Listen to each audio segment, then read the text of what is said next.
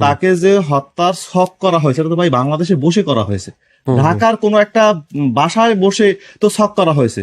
তা আমাদের গোয়েন্দা সংস্থা কত বড় মানে কত গ্যাপ রয়েছে, তাদের এত দুর্বলতা যে এত বিশাল একটা ছক হলো, খুনি পালিয়ে গেল না, দেশের ভিতরে আছে, এখন আবার শুনতেছি যে আসলে পালায় নাই, যে পালানোর কথা যে বলা হয়েছে হালুয়াঘাট থেকে, এটাও নাকি নাটক।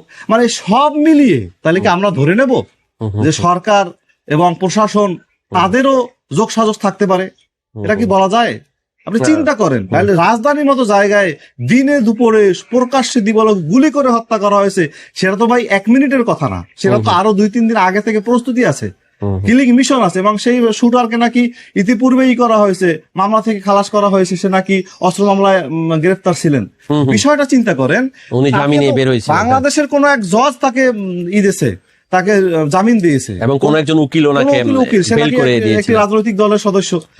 আমি কাউকে সরাসরি বলছি না, বিষয়টা হচ্ছে যে আমরা আজকে আপনি চিন্তা করেন বাংলাদেশের প্রশাসন, আমরা একটি বিপ্লবী কায়দায় উঠে এসেছি 5ই আগস্টের পরে, যে সরকার জুলাই যোদ্ধাদের এত আত্মত্যাগ, এত মানুষের রক্ত, জীবন, হাত পঙ্গু, কেউ চোখ হারিয়েছে, কেউ হাত হারিয়েছে, পঙ্গু অঙ্গহানি হয়েছে, এত মানুষের রক্তের উপরে দিয়ে যে অন্তর্বর্তীকালীন সরকার এসেছে, সেই সরকারের প্রশাসন ব্যবস্থা এত নাজুক কিভাবে হয়?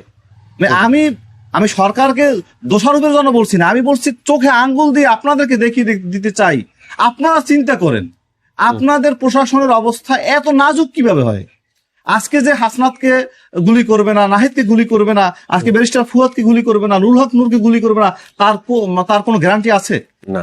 তো এটা কেন? আপনাদের গোয়েন্দা সংস্থা, আমি তো বলি যে গোয়েন্দা সংস্থা থাকবে সার্বক্ষণিক অ্যালার্ট, একটা পাতা পড়লেও তারা জানবে।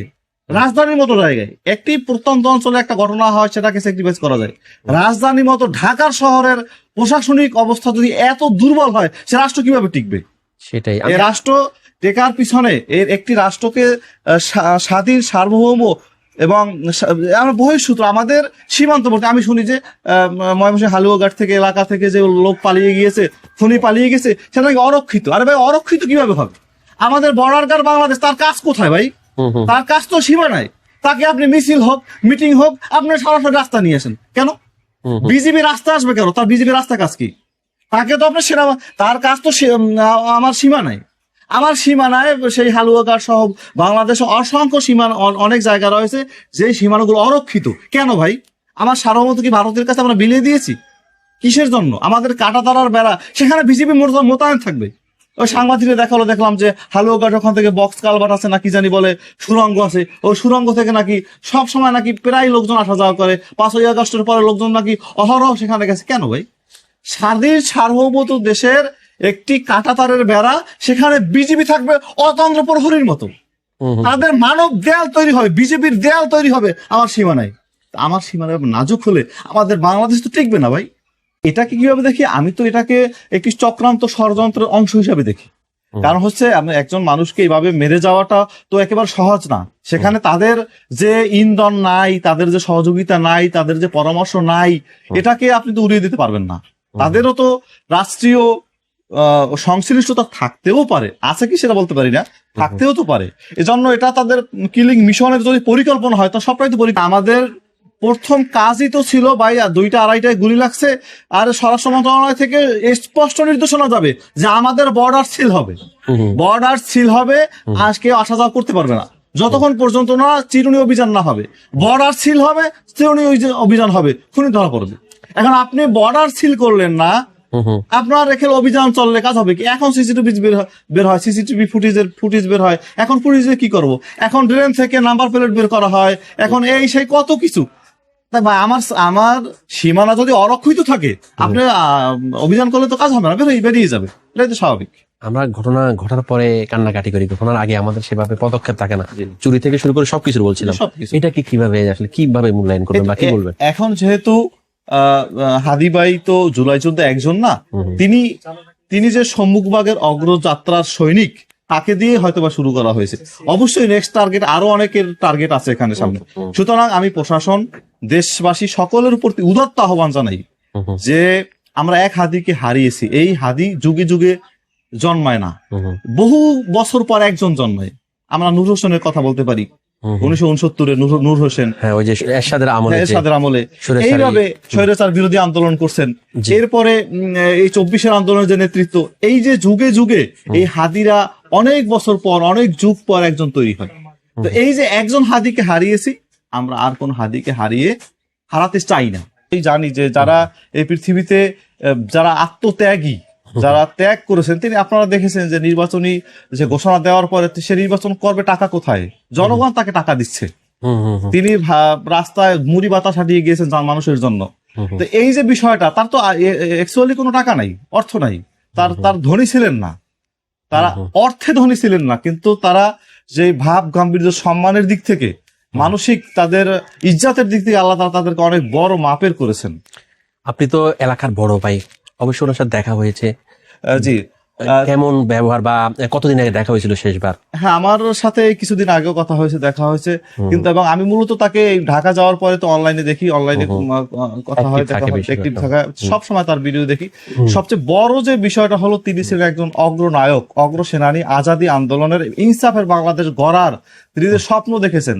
তার এন্তেকালের পরে তো এই ভিডিওগুলো বেশি বেশি ভাইরাল হয়েছে, সেখানে প্রত্যেকটা ভিডিওতে আজাদীর লড়াই, ইনসাফের লড়াই, সে যে স্বপ্ন দেখেছে নতুন বাংলাদেশ বিনির্মাণ করার জন্য, সেই স্বপ্ন দেখেছেন এবং হাসি মুখে তিনি আল্লাহ তাআলার কাছে চলে গিয়েছেন। তার এই যে কিছুদিন আগের যে বক্তব্যগুলো, প্রায় বক্তব্য আপনি দেখবেন তার মৃত্যু সম্পর্কে কথা, গুলি সম্পর্কে কথা, গুলি লাগবে, আমার মাথায় গুলি লাগতে পারে, বুকে গুলি লাগবে, গুলি না লাগলে আমাদের চেতনা ফিরে আসে না, এটা একটা কথা, যে আমরা বিভিন্নটা কোনো ব্যাপারে সিরিয়াস হই না যতক্ষণ পর্যন্ত বড় একটা ঘটনা না ঘটে যায়। সেটাই। এবং তিনি তার পরিবার সম্পর্কে বলেছেন, তার এই সন্তান সম্পর্কে বলেছেন। মূল কথাটাই হলো, তিনি তার জীবনকে সঁপে দিয়েছেন দেশের জন্য। প্রকৃত সাচ্চা দেশপ্রেমিক বলতে যা বুঝায়, প্রকৃত দেশপ্রেমিক, প্রকৃত ইনসাফের বাংলাদেশ গড়ার যে অগ্রসেনানী, অগ্রসেনাপতি বলতে যা বুঝায়, পুরোটাই ছিলেন ওসমান হাদি। আমি একটা কথা বলবো, উনি মারা যাবার মানে খুন হওয়ার কিছুদিন আগেও বিভিন্ন নাম্বার থেকে, দেশি বিদেশি নাম্বার থেকে উনি হুমকি পাচ্ছিলেন। সেই হিসাবে আর একটু কি সতর্ক থাকা যেত না, বা কি মনে করেন? কারণ যেদিন ওনাকে গুলি করা হয়, একদম কিন্তু একটা ছোট ভাই বা দুইজন ছোট ভাই নিয়ে রিক্সাতে উনি যাচ্ছিলেন, যতটুকু জানি আর কি। আর একটু সতর্ক হওয়া কি দরকার ছিল না? আর একটু সতর্ক তিনি হতে পারতেন, কিন্তু ওই যে একটি কথা, অকুতু ভয় সৈনিক, মৃত্যুকে তো তিনি পরোয়া করতেন না। আর সবচেয়ে বড় যে বিষয়টা হলো, এখানে রাষ্ট্রের একটা বড় ব্যর্থতা আমি মনে করি। কারণ হলো এখানে যে তাকে যে হুমকি দেওয়া হয়েছে, তাকে থ্রেট দেওয়া হয়েছে, এবং বাংলাদেশের যে গোয়েন্দা সংস্থা রয়েছে এবং প্রশাসনের যে বিষয়টি রয়েছে, সব দিকে ওনার শুধু সবকিছু বলতে, সরকারের পক্ষ থেকেও একটু সতর্ক থাকা, বা ওনার দিক থেকেও অবশ্যই সতর্ক কারণ থাকা। হচ্ছে আপনার তাকে যে থ্রেট দেওয়া হয় বা হুমকি দেওয়া হয়, এটা তো আর গোপনে না। আপনার এই যে একটি মোবাইলে অথবা টেলিফোনে যেভাবে থ্রেট গুলো দেওয়া হয়, এটা তো সরকারের চোখের বাহিরে হওয়ার কথা না, কিন্তু সরকার তার উপরে আরো বিশেষ নজরদারি করতে পারতেন। আপনি একটি বিষয় চিন্তা করেন, যেদিন গুলি হলো দুপুরে জুমার নামাজের পরে, ওই দিন রাত্রে এই বাড়িতে চুরি হয়েছে। আমি এটার কথা আপনাকে প্রশ্ন চাহিদা ছিল বা দাবি ছিল। হাদি ভাইয়ের ইন্তেকালের পরপরই নলসিটি এলাকাবাসীর খুব জোর প্রতিক্রিয়া এবং আবেদন ছিল, যাতে কমপক্ষে একবার হলেও তাকে দেশের মাটিতে অর্থাৎ এলাকায় নিয়ে আসা হয় এবং এলাকার মানুষ এক নজর দেখতে পারে, কমপক্ষে একটি জানাজা হয়, এরকম একটা জোর অনুরোধ ছিল। তারপরেও আমরা শ্রদ্ধা জানাই পরিবারের সিদ্ধান্ত, রাষ্ট্রের সিদ্ধান্ত। যেহেতু হাদি ভাই শুধু এই জালকাঠির সম্পদ নয়, নলসিটির সম্পদ নয়, সারা বিশ্বের এবং সারা বাংলাদেশের সম্পদ। তো রাষ্ট্রের একটি বড় জায়গা আছে তার উপরে সিদ্ধান্ত নেয়ার। তো রাষ্ট্র এবং পরিবার মিলে যে সিদ্ধান্ত গ্রহণ করেছে, এই সিদ্ধান্ত আমরা সাধুবাদ জানাই। যেখানেই কবর হোক, যেখানেই তার জানাজা হোক, বিশ্বের যে কোনো প্রান্ত থেকে একজন মুসলমান তার জন্য দোয়া করতে পারবে। দোয়ার দরজা তো খোলা আছে, আমরা তার জন্য সবসময় দোয়া করি। হাদি ভাই আমাদের জাতীয় কবি কাজী নজরুল ইসলামের অনেক ভক্ত ছিলেন, এবং ওনার বিভিন্ন একটা কবিতা অলরেডি ভাইরাল হয়েছে উনি খুন হওয়ার পরে। তো এটাকে কিভাবে দেখেন, মৃত্যুর পরে তারই পাশে শায়িত হওয়া, এটা তো একটা অনেক সম্মানের, কিভাবে দেখেন? এটাকে আমি খুবই পজিটিভলি দেখছি, কারণ এখানে দুটো বিষয় রয়েছে। একটা হলো মানুষ তো সকলেই মারা যাবে, ম্যান ইজ মর্টাল, কুল্লু নাফসিন যায়কাতুল মাউত, সকল মানুষকেই, সকল প্রাণীকেই মরতে হবে।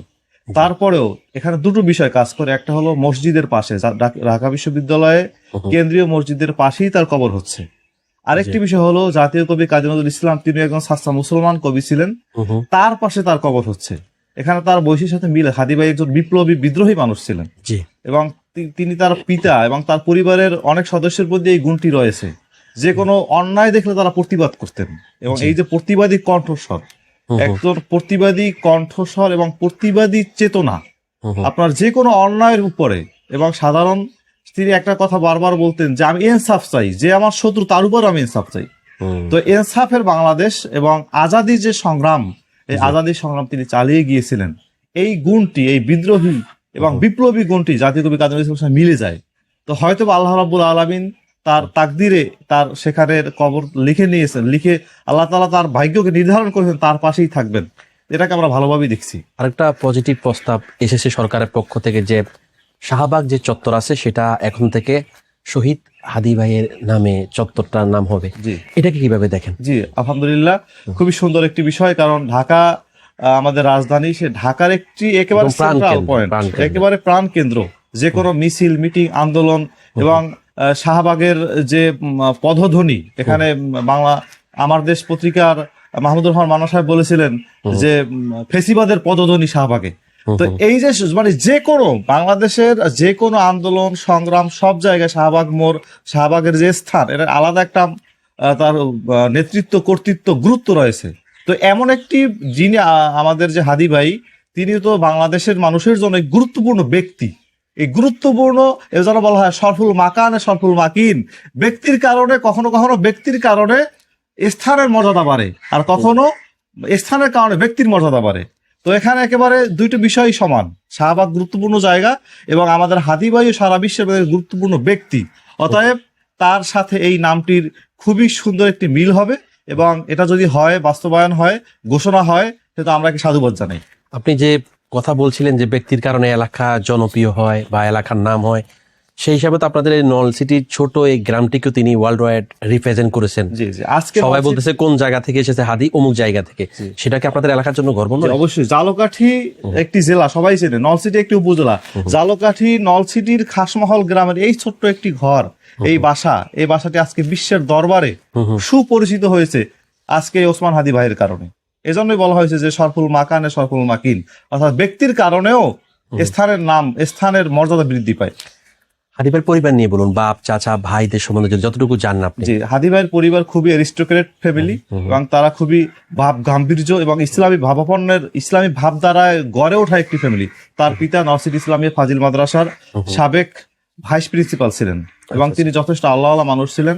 তার বড় ভাই ডক্টর মোহাম্মদ আবু বকর সিদ্দিক সাহেব, তিনি নেসারাবাদ আলিয়া মাদ্রাসার একজন সুযোগ্য শিক্ষক ছিলেন। তারপরে তিনি ডক্টরেট, পিএইচডি ডিগ্রি অর্জন করেছেন। এরপরে বরিশালের বাগি আল আমিন কামিল মাদ্রাসা, বর্তমানে তিনি প্রিন্সিপাল। এবং তার পরে ভাই ওসমান ওমর ভাই, সেও একজন শিক্ষিত মানুষ এবং ব্যবসায়ী। এবং তার বোনেরা, এই যে তার বোন মাসুমা ম্যাডাম, তিনি নরসিটি ইসলামী ফাজিল মাদ্রাসার প্রভাষক পদে নিয়োজিত রয়েছেন। সুতরাং পরিবারটাই খুবই এডুকেটেড একটা ফ্যামিলি। একটা কথা বলবো, কোন একটা স্মৃতি এই মুহূর্তে মনে পড়ছে যেটা শেয়ার করতে চান হাদি ভাইয়ের সাথে?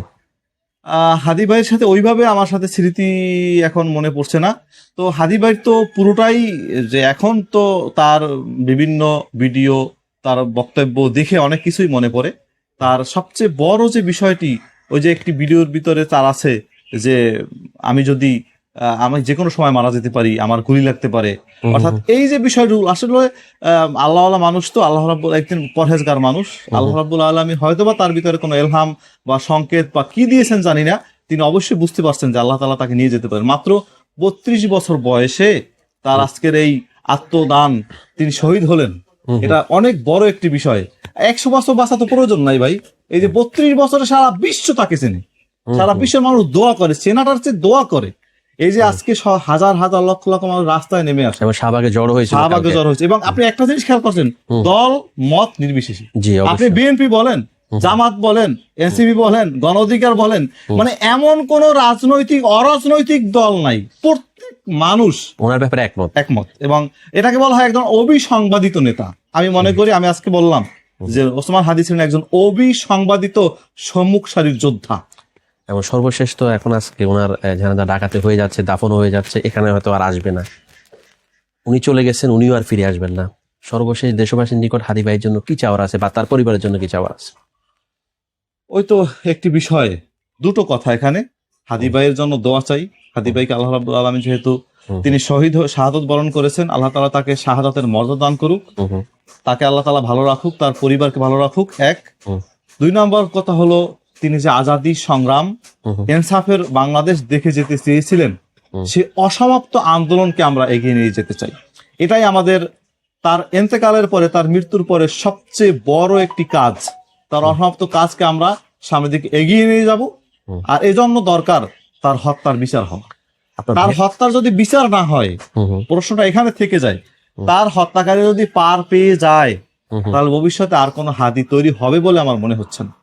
সুতরাং তার হত্যার বিচার হওয়া প্রয়োজন এবং তার অসমাপ্ত কাজকে আমরা ইনশাআল্লাহ সামনের দিকে এগিয়ে নিয়ে যেতে চাই।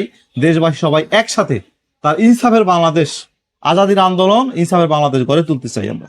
আপনার নাম যদি বলতেন। আমার নাম মোহাম্মদ সাইফুল হক। সাইফুল ভাই, আপনি হচ্ছেন হাদি ভাইয়ের এলাকার বড় ভাই, এই তো? ঠিক আছে সাইফুল ভাই, অনেক ধন্যবাদ। অনেক চমৎকার করে হাদি ভাইয়ের পরিবার সম্বন্ধে অনেক তথ্য দিলেন এবং ওনার জন্য দোয়া চাইলেন, সবকিছু আমার মারফতে দর্শকরা জানলো। সেজন্য আপনাকে আমার চ্যানেলের পক্ষ থেকে ধন্যবাদ। আপনি ভালো থাকবেন। আসসালামু আলাইকুম। ওয়ালাইকুম আসসালাম ওয়া রাহমাতুল্লাহ।